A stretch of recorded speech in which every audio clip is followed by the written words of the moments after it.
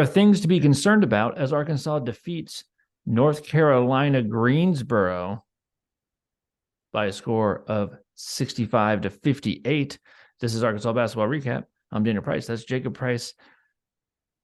Man, this game was ugly at the beginning. I mean, I know Arkansas has, they've started slow. And you know what's weird? Is they've not started slow against like the better teams. They seem like they've just came out and then, when they played Creighton or San Diego State, they didn't seem like they started as slow because if they did, they would have been getting beat down. They started. I think they still started slow. They were still like kind of a second half team, but dude, I mean, look, I know you're a second half team, but damn, like it was. They weren't really a second half team that game because that wasn't one of those games where they figured it out. They never figured it out, in my opinion. I mean, from what I was watching, that's what was crazy about that game. We're used to the Hogs struggling in the first half. A team, Wearing a team down and then running well, away. and even just a team, is like we're gonna run a weird zone defense against them, and they can't figure it out, and it takes Musselman the half to go sit down and be like, "This is how we're gonna do this," and you figure something out. But they never figured it out last night. They just happened to be so much superior in talent that they were able to overcome having a horrible game and that team having a pretty good game and a decent, give them credit, decent defensive scheme. I think their coaching plan was good.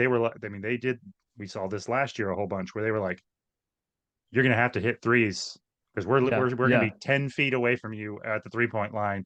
And we're just going to, and I think for that team, it was a good strategy. Now, I think that's a gamble that could have backfired on them. But I think their coach just looked at their personnel and was like, we can't guard these guys. yeah. He So wasn't our going to try. best He wasn't going to try to bet get is out going to there be, and. Well, if you try to get him out there, I mean, what they're going to do? They said like, oh yeah, what we're going to do is we're just going to get the ball on you and see if we can stop Council and Black from just going to the rim over and over again. You can't do that. Like you don't have the athletes for that. So no, it's a good strat. It's you when you are in a deficit like that, you have to be like, what's the best strategy? There is no perfect one, right? So well, and it pretty much worked. We still won the game, but it was tough, and we really won the game by getting to the foul line a whole bunch the second half. Finally, like stopped shooting threes. We were shooting threes like crazy the first half, and said, "Hey, yeah, they're playing way off at you. Just go to the rim anyway and go get fouled." And we finally started doing that. And that really was the difference in the game, was how many free throws we shot compared to them, and that's what we did. I do think that like that strategy, that team, that's not a good team that we played against. Their record would say they're not good. I don't think they're probably terrible, but they're not a good team. But sometimes there's a team that's like just an average team that's not a good team for you to play. And I felt like that was kind of what it was for Arkansas too, where it's like between the coaching strategy and just sort of like the personnel that they did have, they had guys that were also getting to the rim, and then they had guys that could shoot, and I think they probably shot pretty well. Uh, some guys seemed like they were making some shots that they don't normally make. I mean, they made some big shots, dude. I mean, those guys, give it to them. They played hard on defense against a team that's way more athletic than them, way more talented than them, and they took and made big shots, difficult shots. I mean, they were making hard shots too. Overall, both teams' field goal percentages were terrible. It was a defensive slugfest, and that's probably exactly what a coach like that wants. Like, hey, just make it a mess, and then you have a chance.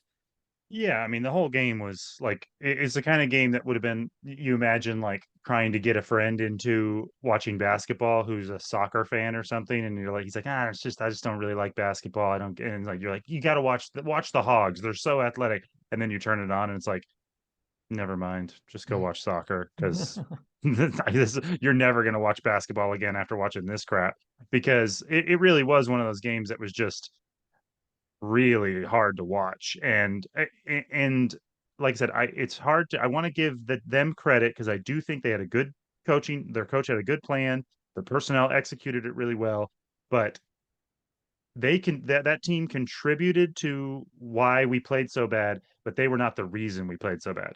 Like We that played so bad there is because we settled for stuff. We our shot selection was ridiculous. The first half was especially, but really most of the game until the end.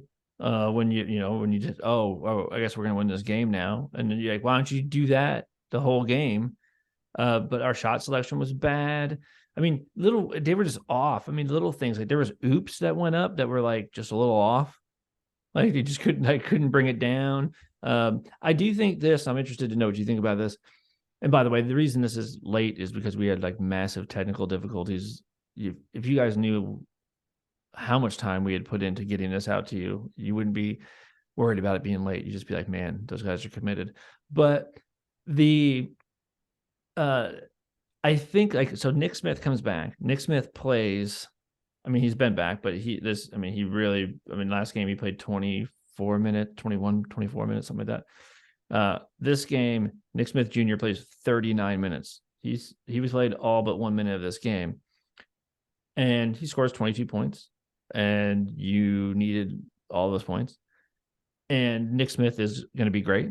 And his energy is awesome. And if you watch him in post-game press conferences, you can't not like him. Like he's the most, if you're a basketball fan, if you know basketball, you're going to like him because he knows basketball and you can hear it. He just said he didn't like the way he played defense in the post-game press conference, said he's like, I got to get better. I said, I got to let too many guys get in the rim, which is like, I'm not doing my, like I had like, he's like, McCall was having to bail me out. But that's all like real ownership stuff, even though defense was not the problem in this game because they only gave up 58 points. That was not the issue. So all that being said, and Nick Smith is going to be awesome, and you're way better for having him healthy and playing. However, this a little bit looked like a team that was trying, like, had to reset, and now they're trying to figure out what to do with this piece. This isn't like adding like any old piece, right? Like this isn't like, oh, we got the power forward is injured and he's coming. Like this is like the guy, and now he's back. And I felt like, and this is not his fault, by the way.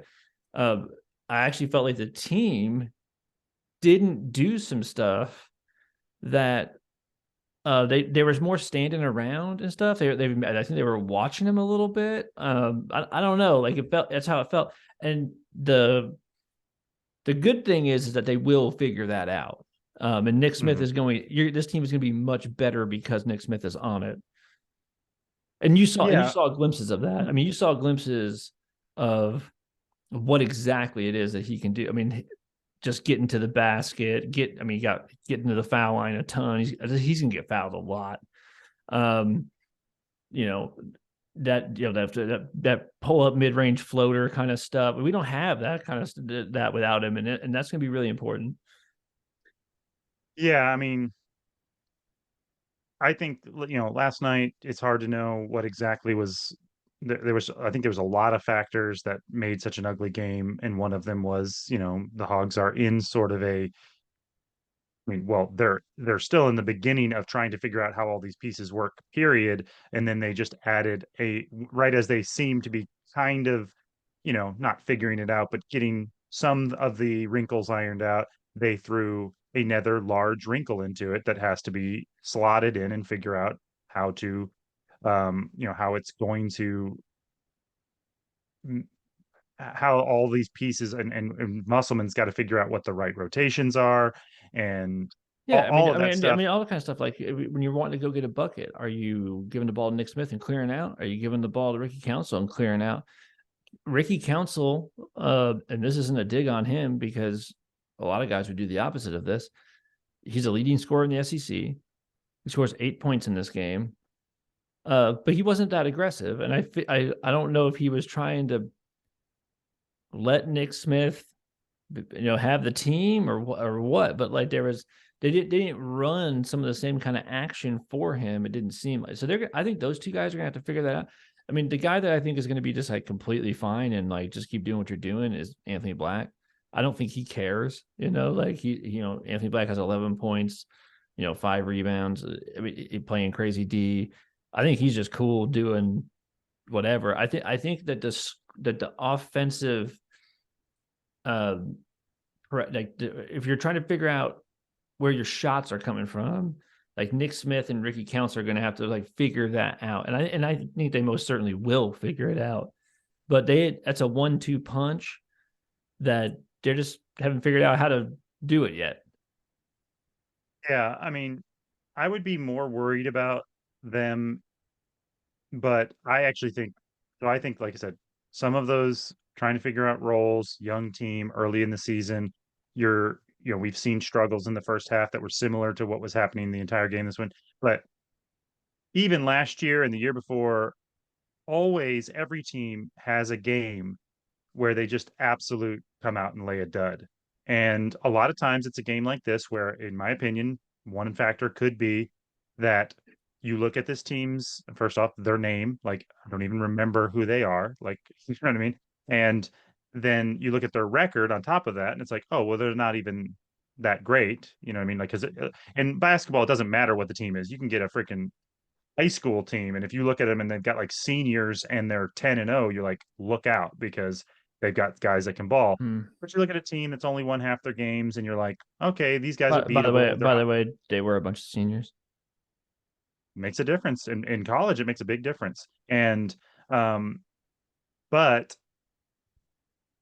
like I said, sometimes, and I mean, like I said, I remember them playing a game like this last year. You just come out and you someone needs to do a scientific investigation into why this happens, because I have my own theories and they're philosophical. But like sometimes you come out and you just can't do anything right, and you're Mm-hmm. kicking the ball, and sometimes it's for a couple of minutes, and sometimes it's for a half, and every once in a while it's for an entire game. And the same thing happens the other way too. You you see the team click and everything start to go right, where you're throwing in half quarters, you're Mm-hmm. making every guys that don't normally hit threes are hitting threes, every rebound's coming your way, you're getting alley-oop dunks. And even those things happen in sometimes they happen in minute spurts, sometimes they happen for a whole half, and once in a while they happen for a whole game, and you kill a team by Mm-hmm. 40. You know what I mean? And it's inexplicable when that's going to happen. But like I said, I think some of it is you start out bad, you give the other team hope, you're looking ahead. I'm sure they were looking ahead to Oklahoma. That Mm-hmm. felt like a game where they were like, okay, we're going to go in here. I mean, we've got Nick Smith back. These guys aren't that good. Probably going to, let's knock this out, get back and start working on Oklahoma. And it's like, you can't do that. Like and it even felt like that in the game. And there were times where it's like, okay, all right, this is ridiculous. Come on, guys, just lose already. Like, and you'd get a little run going, and it's like they weren't having it. Those guys would come down and hit a three or get an and one, and they Mm-hmm. would not let Arkansas, they didn't lay down. But when when when that's happening, like I said, there is something between human beings that we don't understand, and we call it flow, or if you want to talk about the Holy Spirit in a church congregation, when everybody gets together and they're all on the same page, and like they feel something together. We've played enough basketball that there's an actual thing, and it's a connectivity between individuals that are in the same mindset and striving after the same goal, that it'll click, and the energy is like they're playing as one unit. And you see it, you watch it happen in spurts. I mean, like I said, they call it flow, or he's hot, he's in the flow. He's I mean, it's the reason why sometimes Kobe Bryant would come out there, or Jordan, and they literally couldn't miss. And Yeah. then other Yeah. times they have a whole game where they shoot 18 shots and none of them go in. And it's like it, there's something we don't fully understand about human beings. And last night, like I said, it happens in that good way, and it also happens in that bad way. And I mean, this happens in football, it happens in basketball. Last night, those guys all were like it was happening to everybody. They Yeah. were making bad decisions. They couldn't dribble. They were like all their passes were just a little bit off. Like you said, like they couldn't make oops. They would go to drive and the ball just was not coming off of their hands right. And it went the whole game. I actually couldn't believe Devo, and he was playing hard on defense, but like there was several times where like he would come down and I'm like, he's already made like 3 or 4 mistakes that I've seen him get jerked out of the game for. And then he shoots a three without passing the ball Yeah. in the second half. I'm like, you're still doing it? That's Dude, let me tell you this. crazy. Devo didn't look like he played a very good game, and he didn't. What if I told you that the Devo had a double double and had 10 points and 10 rebounds and 3 steals? But like that's not too bad. I mean, the 3 of 13 is not great, but 10 points, 10 boards, like he's just ridiculous. But so I agree with all that. Like they were not in what you want to be in. They were in the bad zone. They were Because it's not neutral. Like there's neutral where you're just kind of playing to yeah, your dude, ability. what dude, Then it's the there's the difference. zone when you're hot and you're playing like almost above your ability. And then there's the bad zone where like you forgot how to play basketball Dude, and your it's like body will this. not do what you're telling it to do. Sometimes you're just like on an average day, you're just like in the lake. The water's still, you just kind of, it just is, right? And sometimes you get in, you're in a river and you got the current with you, and man, it's easy. Like you just, and then sometimes you're like, this whole game, I'm trying to get back up this. I'm like upstream this whole game, and that's how that felt. Like they're just like, man, there's like this current won't stop, and I can't get anything going. That's how that whole game felt. Real quick, Nick Smith Jr., who led in scoring. He was 22 points. He also had 3 assists. He had 4 rebounds. Had a block, had a steal, had a lot of nice things. Really great, really good game for him. I think he can play better than that, even because he didn't shoot the ball that well. He did go to the free throw line 11 times. So, I mean, that's what you do. So, by the way, that's what really good players do when they're like 6 of 14 and 1 of 5 from the 3-point line. Really good players go 9 of 11 from the free throw line. Like that's true in the NBA. That's true. Like that's what they do. And so it's good to see that. Even though I gotta say, Mekhi Mitchell was my player of the game.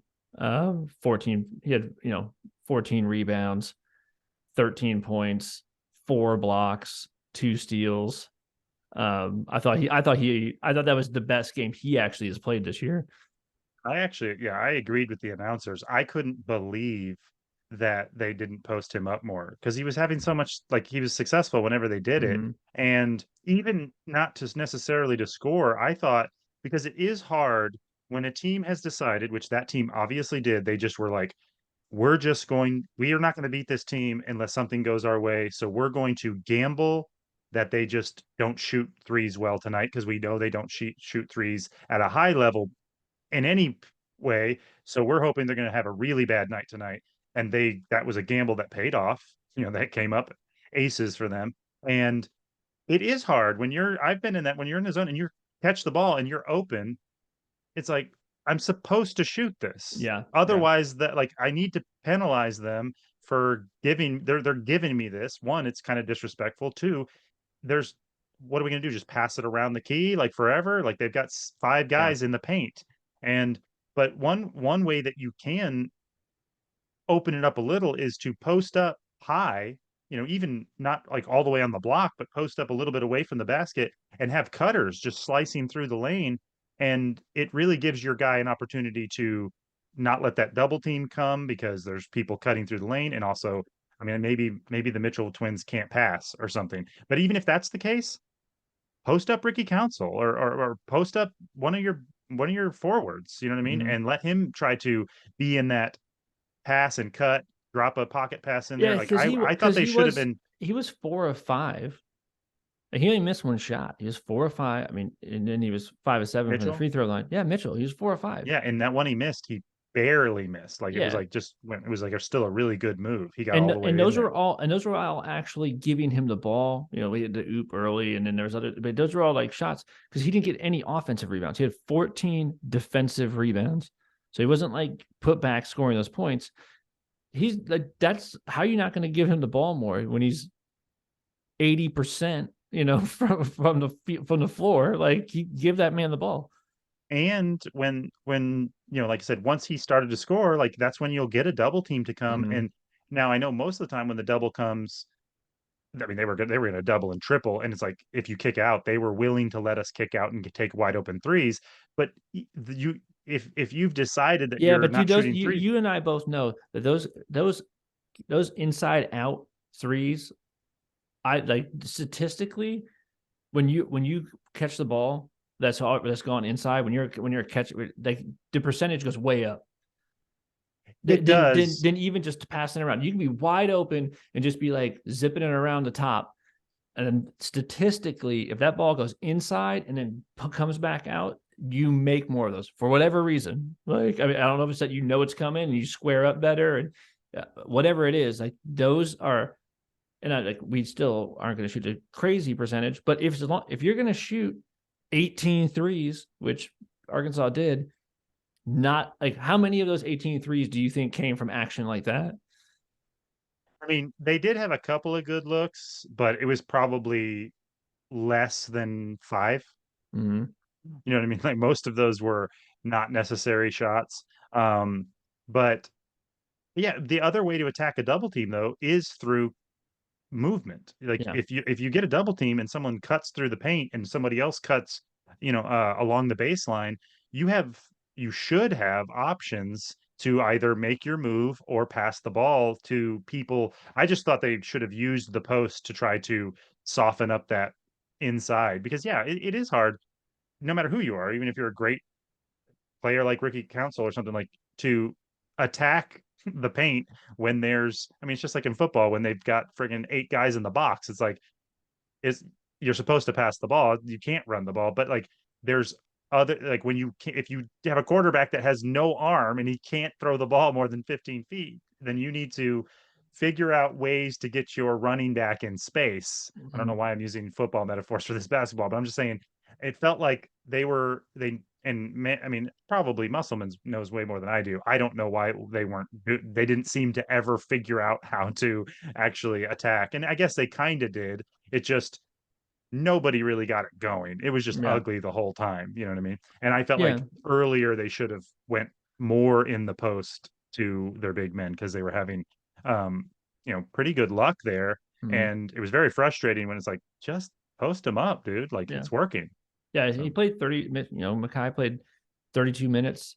Um, and I thought that was the one guy. I mean, maybe that was Nick Smith's best game. I don't know, but I'm not counting him because he hasn't played a bunch of games. But I think that was That was Makai's best game, and I think those 4 blocks were really important too. Those were huge. Not just because you're just taking away potential shots that are going in, but you know how that goes, dude. Like some dude's down there, he has 4 blocks. Like you're putting a little extra on that. I saw guys bail out after like he had 2-3 blocks. Guys get the ball and bail out of stuff. They're like, nah, mhm, not doing it. mhm. And that's an accumulative thing. So those blocks are really big defensively. Real So quick all that to before we wrap it up uh, though. I was just gonna Uh, say all that to say overall, I'm not greatly concerned. I mean, nah. I think Arkansas, because of their youth, they're going to get their asses kicked in a game or two this year because they're going to Mm-hmm. have a team throw that same style of defense against them where they're like, we're going to let you shoot threes. They're going to have a bad shooting night or it's going to get in their head and they're going to get beat by like a team that's way better than this team, an SEC team. They're probably going to have a game that they lose by 20 or more. That's going to look similar to this game, but just Mm-hmm. with a better team. But I don't, like I said, I don't feel super, Which doesn't negative. and that doesn't mean say anything about how far they can go. That's just gonna No, happen because while they're trying to figure out what they're gonna be, I mean, and I they still think this team's ahead of schedule. I still think it's ahead of where past Musselman teams have been at this point. In fact, past Musselman teams, last year we probably lose that game.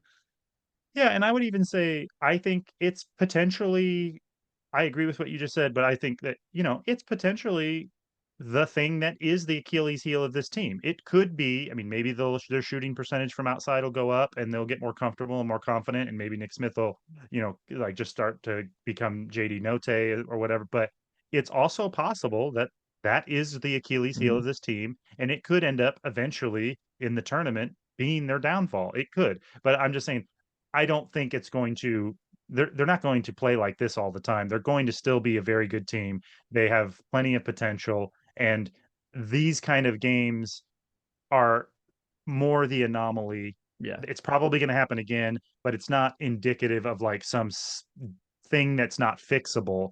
It's they're going to, because like I said, it's not just that they didn't shoot well. They just played bad at they could have not shot exactly the same way from three, but played the way they normally play in all the other aspects and beat this team by 30. yeah, You know what I yeah. mean? Like if they'd have gotten more turnovers and got out and ran, and if they, Nick By the Smith way, doesn't. that team did a good job not turning the ball over. I mean, you got to give them credit right there. They didn't turn the ball over. And, Yep. that must have been a real point of emphasis because they didn't do it. Um, okay, obviously this is one of the things that this wasn't helpful. You still think you should win Insult this to game? injury, Brazil. Yeah. So Brazil goes down, plays only 9 minutes, and that's not good. And it didn't look good. No, I mean, I was glad to see his demeanor on the bench. I mean, I'm always trying to look at a guy's face. Dude, because And at I mean, first when they showed it again, and then the way that they had to take him off, I was like, oh, dude, that could be bad. dude, knee injuries are so weird. Like you just don't know. I mean, it's anything from, you know, your full blown ripped your hemi like and you need surgery and you're never going to play again or something like or at least not for a year, to a tiny little tear in a meniscus or something like that, you know what I mean, a little stabilizer strain or something. So it's hard to know, but yeah, I agree, like the way his knee twisted to the side made me sick. Like I've had knee injuries, and it makes me not want to play basketball ever again, or even ever leave the ground again, and for any reason. And the way he was in seemed like he was in pain, and then the fact that he couldn't put hardly any pressure on it, I definitely thought that could be an ACL or something like that. But and it's They not said always they just said they said it that wasn't major. And wasn't his major. face, That to me, his face looked like that. Like, I mean, you never know because everybody's different on how they take bad news. But generally, I always look to the player, and it's like you can usually see the weight of, is this going to affect my entire career? Is my mhm. season over? Is this altered my life completely? Like you can see that in their face sometimes. Would you be shocked if he was available Saturday? I would. Oh yeah, I would be really shocked. I'd be shocked if he was available like in a month. Like I think if he's available, I feel like I mean, I don't know, I'm not a doctor, but like I feel like it's got to be a couple of weeks. I would think a Mhm. knee injury, maybe not. I mean, I don't know. I know I there mean, are I've things. just played a lot of basketball, seen a lot of basketball injuries, and that one looked like, in the way that he was hollering around, I'm like, I can't imagine you're back in 4 days or whatever. Like, I can't imagine that that's the case. Yeah, I don't That think so. looked I like mean, that looked like a 2 week minimum kind of thing. yeah. I mean, I know there are things that you can strain and tear in the knee that once that's happened, that you can't like make it worse by playing on it, which Mhm. I almost don't even understand. But like, Yeah. um, but I mean, I don't know enough about it to know. I just know you don't want it to be. I mean, I've torn things in my knee, uh, but and it was years. I mean, it was like Mhm. 5 years before I was like, there was nothing in like where I didn't feel it at all, and it was like a full year before I could actually even consider playing Yeah. again. And Yeah. then I was like scared and tweaked it, and constantly felt pressure in there, and like had like an old man knee. When the pressure changed, my knee would get sore. But so I hope it's just a little tiny thing. His it was good to see him back out on the bench, and he seemed not in good spirits, but like he didn't look like suicidal. So it just seems, His eyes weren't all red and swollen and stuff. Because I mean, if you tore your ACL or something, man, that's gonna bum you out if you're him. oh yeah, yeah. Yeah, To me, it looked more like his demeanor looked like, well, this sucks, but I'll be back. yeah. So anyway, so So there's hopefully, that. Yeah, and then the other thing, just to talk about the rotation real quick. Did you make anything out of Jordan Walsh only playing 8 minutes? Especially consider so you have Brazil plays 9 minutes and then he got hurt, but Walsh only plays 8 minutes, and you would think that if you have someone like Brazil go down, all of a sudden Walsh is not playing less minutes. Um, I mean, really, you had Mackay had 32 minutes, Nick Smith 39, Black 33, Council 37, Davis 29, Kamani Johnson played 9, Brazil played 9, Jalen Graham played 3. I don't know what's going on. Ford came in for a minute. So it's most of the minutes were Mackay, Nick Smith, Anthony Black, Council, Devo. It's I weird. don't know. I don't know. Walsh is a weird one because he's certainly. I mean, I don't think there's any way around it. He has underperformed expectations based on when he first got Mhm. committed, but I mean, it was like he was a huge recruit and you expected him like, oh, this is one of our key pieces. And he hasn't played that way yet, especially I on think offense. you could see the talent. You can see why he was ranked in the top 25 recruits in the country. You can see why, right? Like I mean, the Mm-hmm. athleticism there, the length, the range, the high motor. He hasn't had um that game yet. Yeah, it's hard to put your finger on exactly what he does well offensively because he doesn't appear to shoot that well, and he doesn't appear to dribble drive that well.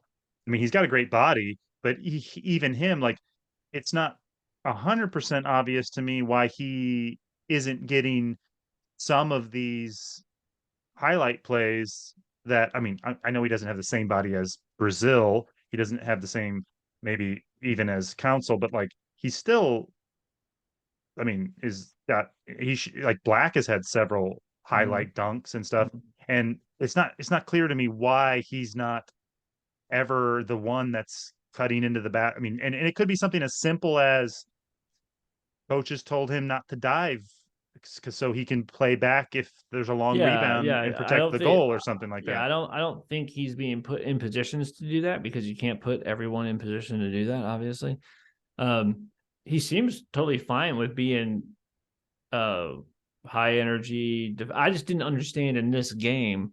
I don't know if it's just looking for offense or I didn't see a thing where I was like, oh yeah, you got to get him out of there. It's not working. But for whatever reason, He did make some early on. He did take some bad shots, some ill-advised shots.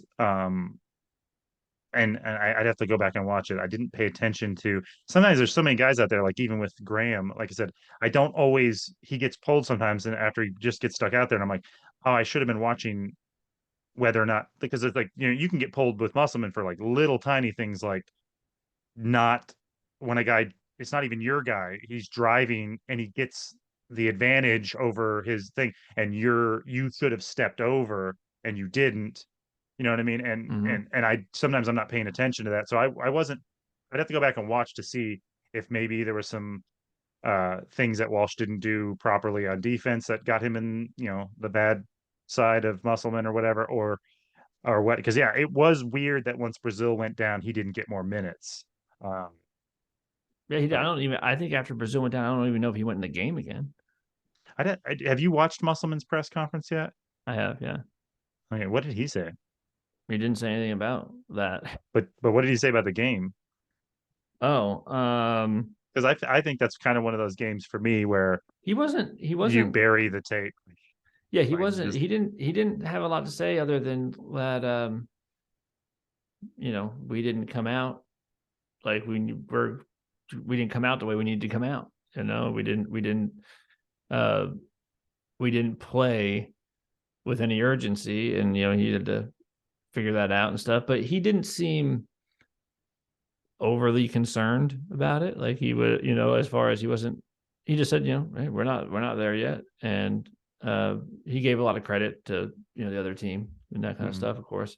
But that wasn't. It wasn't. He didn't say a lot. I mean, Nick Smith said more than he did. I mean, there was one point where they said Musselman talked about how they had been shortening practice and not having the practice go as long, and he was like, maybe I need to change that. Like I don't know, like he's trying to keep them fresh or whatever. And they asked Nick Smith about it. They said, he's been shortening practices. Do you think that's how do you feel about that?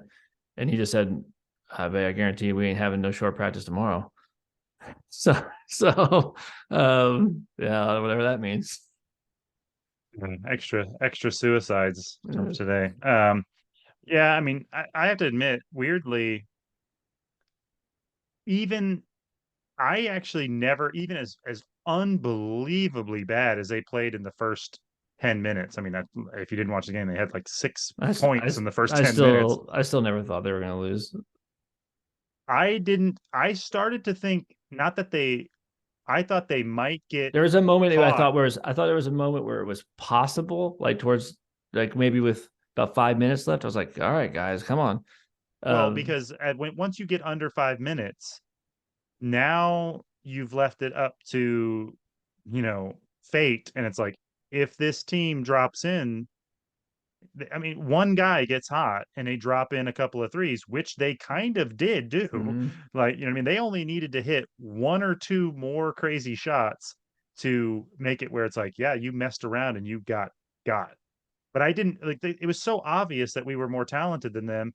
And in spite of how unbelievably bad we were playing, it never got out of hand. I mean, right. They got up by 11 one point, which was, but there was still enough time. If they'd gotten up by 11 in the second half, I probably would have been more concerned.